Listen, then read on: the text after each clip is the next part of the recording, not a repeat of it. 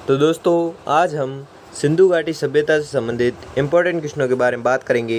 तो वीडियो में अंत तक बने रहे। तो चलो वीडियो को शुरू करते हैं। तो आपका पहला सवाल है कि नर्तकी की कांसे की मूर्ति किस स्थल से प्राप्त हुई है। तो यह प्राप्त हुई है मोहनजोदड़ो से। ठीक है, मोहनजोदड़ो से क्या प्राप्त हुआ है। तो नर्तकी की कांसे की मूर्ति है जो प्राप्त हुई है। अगला सवाल है कि सिंधु सभ्यता की खोज का श्रेय दिया जाता है। तो किसे दिया जाता है। राय बहादुर दयाराम साहनी को। ठीक है, राय बहादुर दयाराम साहनी को सिंधु सभ्यता की खोज का श्रेय दिया जाता है। किसे। राय बहादुर दयाराम साहनी को दिया जाता है। अगला सवाल है कि सुमिलित कीजिए। तो सुमिलित करना है। तो इसमें क्या है कि गोदीबाड़ा। तो गोदीबाड़ा कहाँ पर है। गोदीबाड़ा है लोथल में। ठीक है, महास्नानागार यह है मोहनजोदड़ो में। जूते हुए खेत यह है कालीबंगा में। जूते हुए खेत ये कालीबंगा में। और श्रमिक आवास।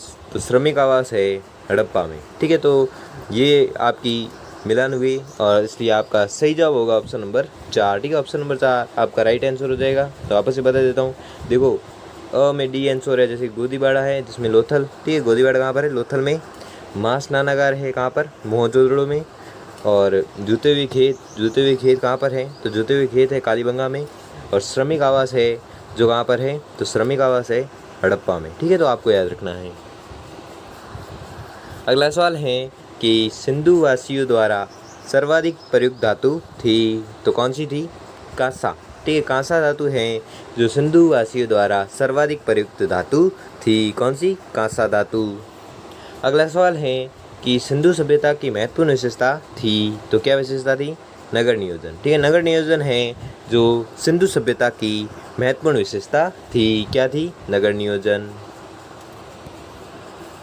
अगला सवाल है कि सिंधुवासी किसकी उपासना नहीं करते थे। तो सिंधुवासी उपासना नहीं करते थे किसकी। विष्णु की। ठीक है, विष्णु की उपासना नहीं करते थे कौन। सिंधुवासी। ठीक है, तो आपको याद रखना है। अगला सवाल है कि सैंधववासी किस धातु से अपरिचित थे। तो वह थे लोहा धातु से। ठीक है, लोहा धातु से अपरिचित थे कौन। सैंधववासी। ठीक है, सैंधववासी है जो लोहा धातु से अपरिचित थे।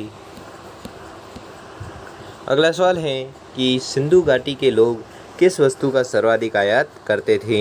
तो यह आयात करते थे धातु एवं बहुमूल्य रत्न का। ठीक है, धातु एवं बहुमूल्य रत्न का सर्वाधिक आयात करते थे कौन। सिंधु घाटी के लोग। ठीक है, सिंधु घाटी के लोग है जो धातु एवं बहुमूल्य रत्न का सर्वाधिक आयात है जो करते थे। अगला सवाल है कि सिंधु घाटी के लोग कपड़ा इस्तेमाल करते थे और इस बात का प्रमाण किस स्थान से मिलता है। तो इस बात का प्रमाण मिलता है मोहनजोदड़ो से। ठीक है, मोहनजोदड़ो से प्रमाण मिलता है कि सिंधु घाटी के लोग कपड़ा इस्तेमाल करते थे और इस बात का प्रमाण किस स्थान से मिलता है। तो आपको याद रखना है, यह मिलता है मोहनजोदड़ो से। ठीक है, अगला सवाल है कि धान की खेती के प्रमाण या चिन्ह कहाँ से प्राप्त हुए हैं। तो यह प्राप्त हुए हैं लोथल एवं रंगपुर से। ठीक है, लोथल एवं रंगपुर से धान की खेती के प्रमाण या चिन्ह प्राप्त हुए हैं। कहाँ से प्राप्त हुए। लोथल एवं रंगपुर से। लोथल एवं रंगपुर से प्राप्त हुए हैं। अगला सवाल है कि हड़प्पा कालीन निम्नलिखित स्थलों में से किसमें घोड़े के अवशेष पाए गए हैं। तो घोड़े के अवशेष पाए गए हैं सूरकोटड़ा से। ठीक है, सूरकोटड़ा से घोड़े के अवशेष है जो पाए गए हैं। कहाँ से पाए गए हैं। सूरकोटड़ा से।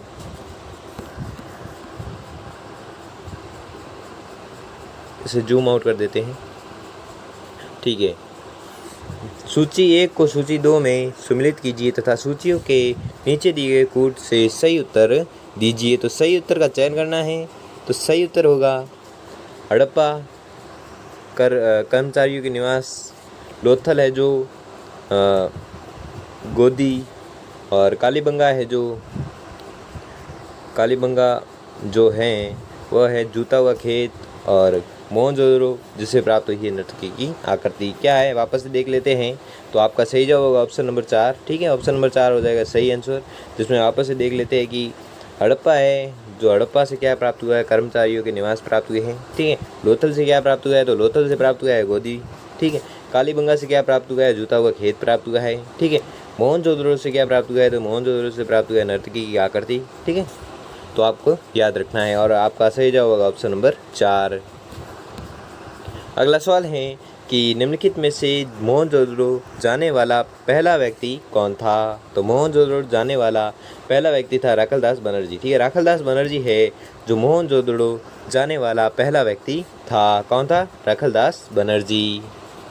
अगला सवाल है कि हड़प्पा काल की एक अत्यंत उन्नत जल प्रबंधन व्यवस्था निम्नलिखित में से किस स्थान की खुदाई से प्राप्त हुई है। तो यह प्राप्त हुई है धोलावीरा।